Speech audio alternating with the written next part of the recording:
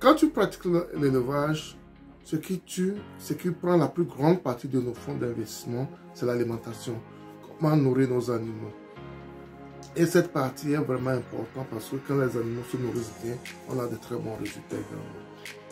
Mais l'alimentation coûte vraiment cher. Comment faire pour réduire l'alimentation de nos animaux? Et c'est une politique que nous avons entamée au niveau de la ferme L2A et que nous continuons de faire et que j'aimerais vous montrer aujourd'hui une partie de ce que nous faisons, les efforts qu'on fait pour pouvoir réduire considérablement nos coûts d'alimentation pour nos animaux. Sans plus tarder, passons au vif du sujet après le générique.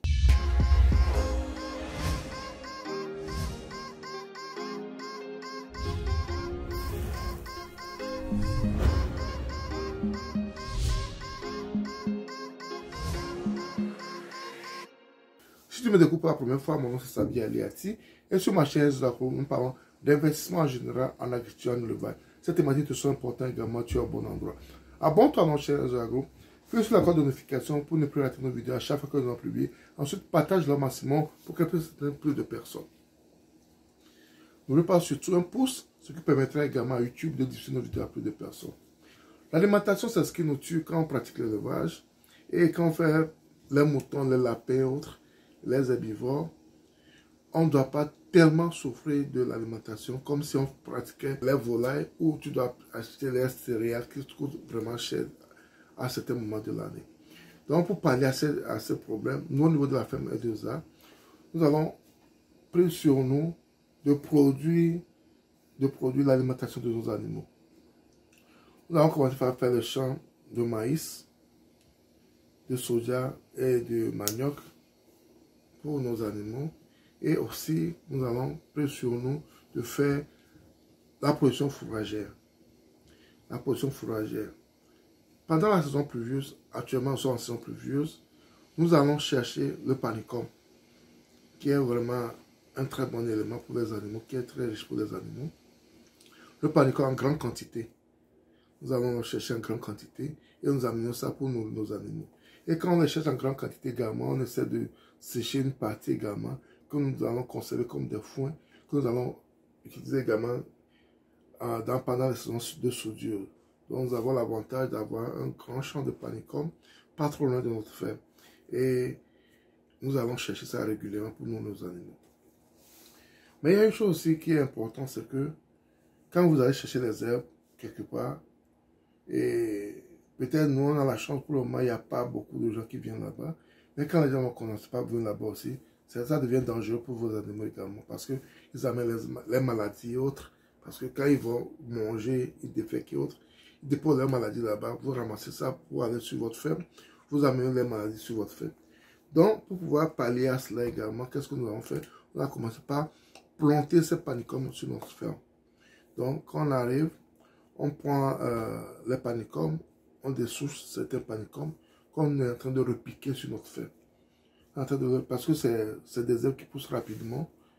Et quand on arrive à les mettre pendant cette saison pluvieuse, après la pluie, même quand la sécheresse va venir, tu vas voir d'autres vont mourir, mais la saison prochaine, elles vont revenir à la vie et on aura notre champ de panicum à côté de nous. Et ce qui est bon aussi, comme c'est chez nous, on les arrose également pour pouvoir avoir beaucoup d'herbe pour nos animaux. À part cela, nous avons acheté le Bracharia panicum amélioré. Nous avons acheté le Bracharia, le panicum amélioré, que nous sommes en train de semer également. On fait une petite pépinière, on les sème actuellement à notre niveau. Et quand ça va grandir, on va les repiquer sur la ferme également. On va les repiquer sur la ferme pour avoir une variété d'aliments à donner à nos animaux. Plus nous avons une grande variété, plus ça va aider nos animaux. Donc, nous avons cette année commencé aussi le Bracharia, qui est une sorte de panicum amélioré, que nous sommes en train de faire en pépinière, vous pouvez le voir. Et nous allons les repiquer après, sur une grande surface. Donc ça va nous permettre également d'avoir différentes sortes d'aliments pour pouvoir nous nourrir. Parce que nous, au niveau de la ferme L2A, nous faisons les moutons, les chèvres, on fait les lapins. Et on va commencer très bientôt les porcs également. Donc, on doit avoir une grande variété d'aliments pour pouvoir être sûr de pouvoir réussir ce projet. Pour pouvoir être sûr de pouvoir réussir ce projet. Et ça permet également à nos collaborateurs de ne pas aller très loin pour chercher le pâturage pour les animaux. Ça va réduire leur travail à faire également. Et ça va les encourager à mieux travailler. Donc, en rapprochant les aliments de nos animaux sur notre ferme, sur le lieu de travail, ça réduit le travail des porchers, ça réduit le travail des boviers et autres. Donc, ça va améliorer les conditions de vie aussi. À part le Bracaria, qui est le panicum amélioré, nous avons introduit aussi le alfalfa que nous allons semer également. Et si tout va bien, on va voir comment ça évolue, on va les repiquer aussi. Ou bien, on aura aussi les graines à pouvoir agrandir aussi. Donc, notre objectif, c'est d'avoir une grande surface de panicum sauvage, panicum amélioré et alfalfa, comme des plantes fourragères pour nos animaux. Et à part cela également, nous avons nos maïs, et nos maniocs et le soja. Donc, ça va nous permettre d'atteindre nos objectifs à moins de coûts. C'est vrai que la culture de ces éléments vont entraîner des coûts, mais comparé aux dépenses que nous allons faire pour nourrir nos animaux, je pense que ça va de bonne guerre d'avoir tous ces éléments à côté de nous. Donc c'est très important. Et c'est ce que nous négligeons souvent quand on fait l'agriculture, l'élevage. Surtout l'élevage, on néglige l'alimentation de nos animaux.